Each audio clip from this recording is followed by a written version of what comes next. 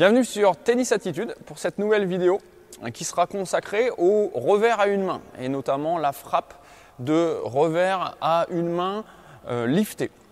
Donc j'avais abordé il y a quelque temps sous forme d'un article écrit les 4 critères très importants pour réussir à bien jouer son revers à une main liftée. Et donc j'ai décidé aujourd'hui de l'aborder en vidéo. La première chose, la chose à faire en priorité, c'est bien sûr de s'assurer qu'on joue son revers avec la bonne prise. Donc je vous conseille plutôt d'utiliser la prise semi-fermée de revers, voire pour les joueurs qui ont un petit peu plus d'expérience, la prise fermée de revers. On peut très bien aussi utiliser la prise marteau pour jouer un revers à une main, mais ça va limiter un petit peu la prise d'effet liftée. Avec une prise marteau en revers à une main, on va surtout pouvoir frapper des revers à plat, mais ça va être un petit peu compliqué, ou alors il va falloir utiliser des compensations de poignet et d'avant-bras pour réellement aller lifter la balle. Donc plutôt une prise semi-fermée à fermée de revers pour bien lifter la balle. Donc ça c'est la première chose, très important. Ensuite, on va parler de ce qui est des appuis. Alors ça c'est fondamental. Le revers à une main nécessite vraiment un très très bon ancrage au sol, un équilibre très important avant la frappe, pendant la frappe. Et bien sûr, on va privilégier pour cela des appuis en ligne.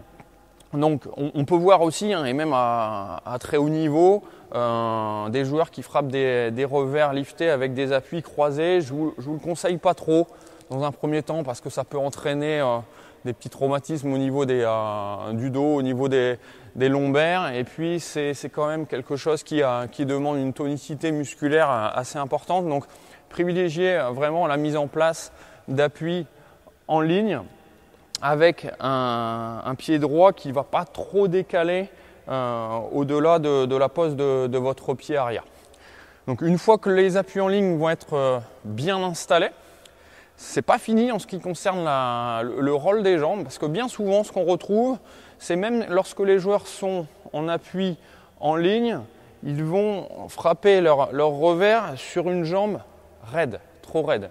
Et donc c'est vraiment un point crucial. Il va falloir essayer, une fois la pose du pied avant réalisée, de fléchir là ici de façon à bien sentir l'ancrage du pied avant, de façon à bien poser le pied droit, donc pour un droitier, à plat sur le sol pour pouvoir fléchir dessus, et pendant la réalisation de la frappe, que le pied avant ne bouge pas.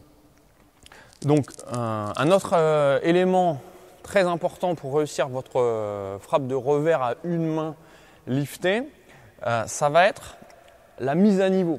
La mise à niveau qui va devoir faire passer, une fois votre raquette amenée en arrière lors de la phase de préparation, il va falloir laisser descendre cette tête de raquette là sous le niveau de la main, de façon à pouvoir créer cette trajectoire montante, un peu bombée, caractéristique du lift. Donc en fin de préparation, et là aussi on peut aussi détailler un petit peu la préparation du revers à une main qui peut aller, si vous voulez, au niveau de la rotation des épaules, au-delà de la ligne de profil. C'est-à-dire que si on prend la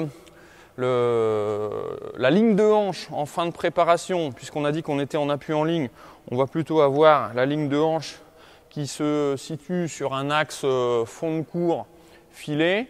Et par contre, votre ligne d'épaule, pour armer correctement la frappe, elle peut aller un petit peu au-delà, avec un vissage un tout petit peu plus important. Et donc là, on aurait plutôt une ligne d'épaule qui serait à l'oblique et différente de celle des hanches.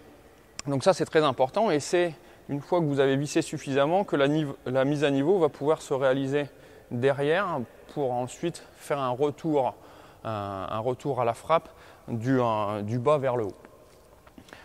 Un autre point, et celui-là est souvent celui qui fait un petit peu défaut lors de la frappe de revers à une main dans un premier temps, ça va être d'essayer de fixer les épaules jusqu'à l'impact et également aussi un petit moment après la frappe. Donc ce qu'on retrouve souvent lorsqu'on apprend le revers à une main, ce sont des joueurs qui jouent en rotation et qui laissent partir complètement la ligne d'épaule et le buste vers l'avant à la frappe. Et donc on se retrouve avec un plan de frappe qui est instable puisque le haut du corps bouge beaucoup trop à ce moment-là. Donc l'idée ce serait au moment de l'impact prenez le repère de l'abdomen, du ventre, d'avoir l'abdomen qui est situé encore de profil et également pendant la traversée de balle et la fin de geste, d'avoir le haut du corps, le buste qui ne bouge pas trop et d'avoir un retour face au filet qui se fasse une fois que la balle est partie. Un petit truc tout simple pour ça, ça va être l'utilisation de votre bras libre, donc votre bras gauche pour les droitiers. Donc attention lors du déclenchement de la frappe de ne pas emmener votre bras gauche vers l'avant, mais au contraire plutôt de laisser s'éloigner les deux mains de façon à ce que votre bras gauche puisse aller chercher un petit peu le plan arrière du corps et ça va vous aider vraiment à garder votre ligne d'épaule stable pendant la frappe de votre revers à une main. Voilà les points clés pour bien réussir à jouer votre revers à une main lifté. Il y a d'autres choses évidemment qu'on abordera plus en détail avec des points de repère encore plus précis sur la mise en place des appuis. On aborde ça dans les prochaines vidéos. En tout cas, j'espère qu'au moins ces 4 points-là vont vous permettre de vous doter d'un bon revers à une main liftée. Eh bien, je vous dis à très bientôt pour une prochaine vidéo. Salut!